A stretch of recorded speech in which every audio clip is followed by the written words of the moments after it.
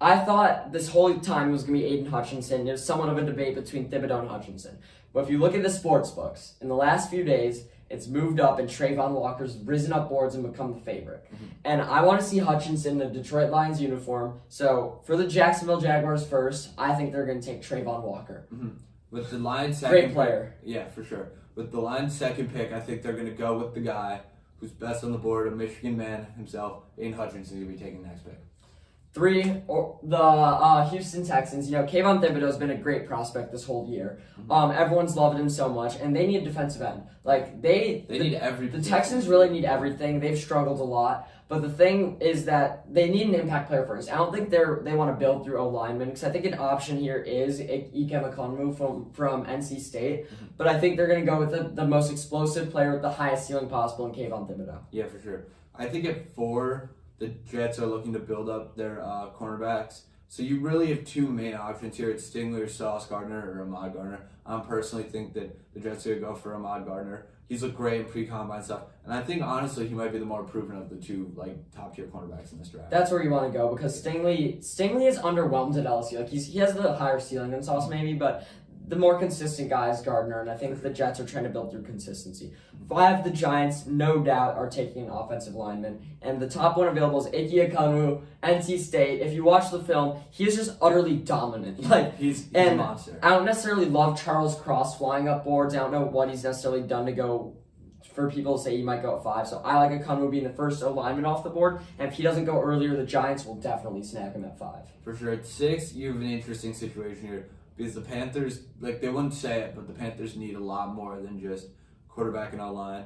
But I think they're going to go with Malik Willis, best quarterback off the board in my eyes, quarterback with the highest potential. I think he's going at 6 to the Panthers. Yeah, by the way, I hate this pick. I think they're going to do it, so I think it's good for you. That's good mock draft by you. But I don't think they should. I think they could trade back and get Baker, or trade back for someone who does want someone there and then take Pickett later. If they could trade 6 for, say, 15 from the Eagles, and then a pick next year, that they got from the Saints, that's a good deal. They can still get Pickett at 15 or Willis, and then have another first. So I think 6 is not, because no one else is going to pick him out too high. So I don't love that pick, but they do need a quarterback. So I think the Panthers are an interesting team to watch on draft day.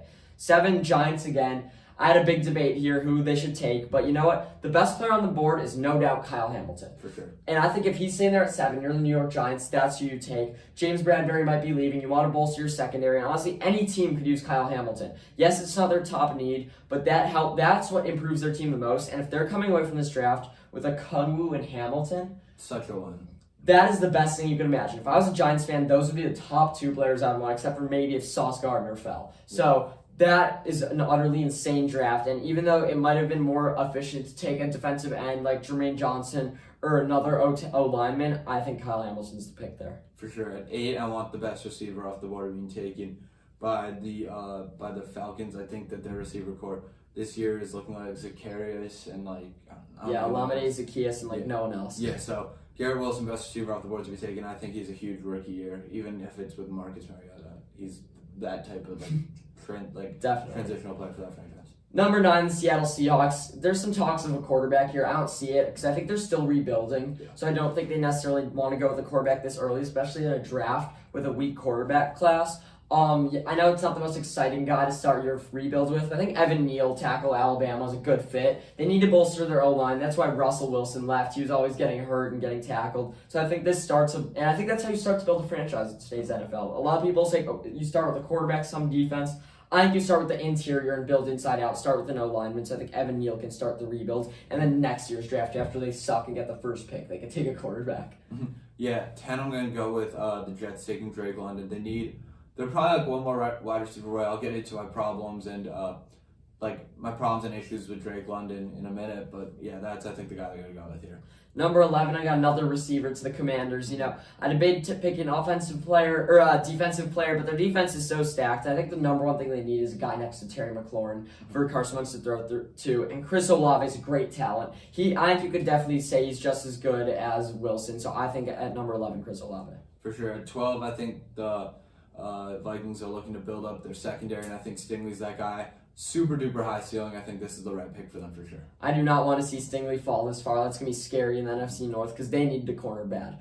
13, Texans. They've had huge O-lineman issues. At 3, I had them not going with an O-lineman and making a big pick. Here they'll go with the safe choice, Charles Cross, Mississippi State. Although I said I didn't love him flying up boards, 13 is a good value for him. So I think the Texans will start their rebuilds with a exciting defensive end and then a tackle. Yeah, for sure. Next pick 14, I think Trent McDuffie from Washington goes to the Baltimore Ravens. Their defense has been inconsistent, super duper injured last year. Yeah. I think this would be a key addition for them though in the offseason, and this could be them pushing forward, hopefully into contentment. I agree. 15, Philadelphia Eagles. We saw them make a trade. I think if you ask anyone what's the Eagles' biggest issue, they're going to say receiver. And I think a receiver on the board who, if he didn't get hurt, would be the top receiver in this draft, Jameson Williams. And the Eagles don't necessarily need him to be ready week 1. And I think it's interesting that he already knows Devontae Smith, their other receiver. I think that becomes a great receiving core. They'll have the Alabama arsenal. And I think taking Jameson Williams at 15 for the Eagles makes a lot of sense, especially with them having the 18th pick coming up to pick a defensive guy. Yeah, for sure. I like that pick a lot. And also it steals the Saints pick because you could argue for them waiting until 18 to take him, but the Saints could take a guy at 16 at receiver. It's true. At 16, I think that the Saints are going to look to build up their O-line, taking tackle Trevor Penning from Northern Iowa. I think this is a huge pick for them, and I think this has the potential to have a lot of upside now that they're in a weird gray area, not rebuild, but not major contender area. Yeah. 17, the Chargers. A lot of people are looking at this pick if they're going to stack their defense. And, you might expect me to go Jordan Davis here. That's who but I think the best defensive player on the board, no doubt at this point, is Jermaine Johnson. And if people think there's a possibility they go defense, even though it's not one of their needs, on the D-line just to make it overpowered, why not Jermaine Johnson? I mean, he's shown better things than Davis, and I've been watching his tape the last few days, and he's just absolutely great at getting to the quarterback, stopping the run. He's all around good player. I thought there was a chance he went earlier, so I think it's good that he went there. For sure. 18, I think the Eagles want to address their linebacker concerns. I think best linebacker on the board. I don't want to say a landslide because Nakobe Dean's good. I think they could go Devin Lloyd here. I think that they let Nakobe Dean fall. I think there's a good chance Lloyd goes before Dean. I don't like it. I mean, I don't know as much about Lloyd as Nakobe Dean, but I watched him all year, and he reminds me of Roquan Smith. He was just a guy who I'm like, if I'm a quarterback, I'm scared of that guy. Yeah. And when I watched Georgia back when they had Roquan Smith, he was scary good. And that's how I see Nakobe Dean. That's why I have the Saints taking him at pick 19, just to be another leader of that defense. Their defense has improved since a couple years ago when it was the worst in the league. And I think Nakobe Dean's a great addition to that. And then if they're coming with Penning and Dean, that's a great draft. For sure. And at 20, I got the hometown kid, Kenny Pickett, going to the Pittsburgh Steelers. Hopefully he can develop there and become Tomlin's next great